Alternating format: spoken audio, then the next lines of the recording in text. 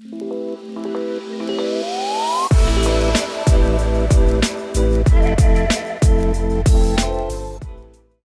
do you know what expenses go in what P&L category? It's a very common question that we get here a lot at Clarity Now. And for full transparency, guys, this is a hot topic. This is one topic where 100% of agents nationwide are not going to agree on all of this. So as I go through this, please give me a little bit of grace that this is just our opinion. And I think what's most important here, folks, is that as long as you're consistent with putting whatever expense item under the same category each month, that really is all that matters. There's always going to be a couple line items where, is this lead generation? Is it compensation? Is it tech?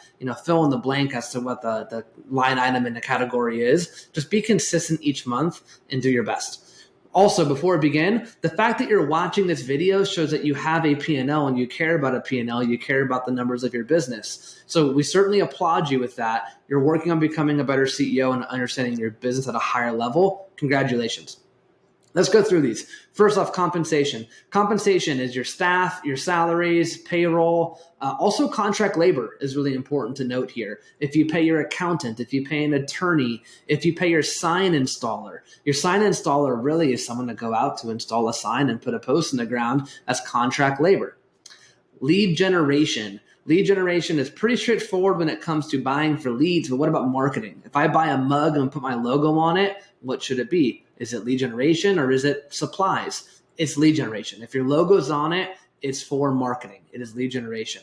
Another one that people sometimes will put or maybe be confused on and put in different categories is your listing photography. Now, you could argue that the photographer is contract labor. You also could say that you're paying for photos for marketing. So typically, I would put listing photography under lead generation, and again, do whatever you feel is best there. Another hot topic here with lead generation would be like CRMs and ad spend. Say you have a platform that you pay for, a CRM, and you also give them X amount per month for ad spend. The way that I would probably suggest doing that is putting the CRM expense under communication and technology and putting the ad spend under lead gen. If you want to lump that in as one, that's up to you. You certainly can do that. If you pay for a CRM plus ad spend, I would put the ad spend in lead gen for an ROI on that ad spend, and the CRM is just tech.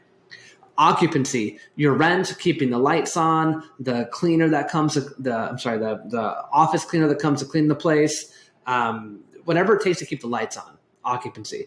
One weird one with that is some offices will charge the printing costs from the printer and lump that into your occupancy bill. If you want to separate those prints out and put that under supplies, go for it. If you want to just make it easy and call it all occupancy, do that as well. I think that's a small item, specifically this prints, throw it under occupancy. Education and coaching. Obviously coaching, traveling for events, your dues, your MLS dues, your state dues, all of that is education and coaching. Supplies and office expenses. Supplies and office expenses are really supposed to be things that you can touch. And I shouldn't say that. Things that can sit on your desk. So paper, pens, staples, those are all supplies. Supplies is not, like I mentioned, your cup of coffee that has your logo on it. That really is marketing. Communication and tech, obviously you have your phone. We talked about technology, any services that you have, any subscriptions that you pay for, your super lockbox, whatever the case is. Hopefully that one's pretty straightforward. Automobile, also straightforward. Your car and your insurance can go in there. Now note that technically the company should own the automobile if it's going to go in your P&L. If you want to write off your automobile, get with your CPA. If it's not owned by you, we certainly have no opinion on that. And if you're going to include your automobile under P&L, traditionally the company should own the car, or it's just a personal line item and not really a company expense. Equipment and furnishings. Equipment are things that plug in. So if you have your own printer, your own coffee maker, if you plug it in, that's equipment. Furnishings, furniture. That one makes sense. And insurance is insurance.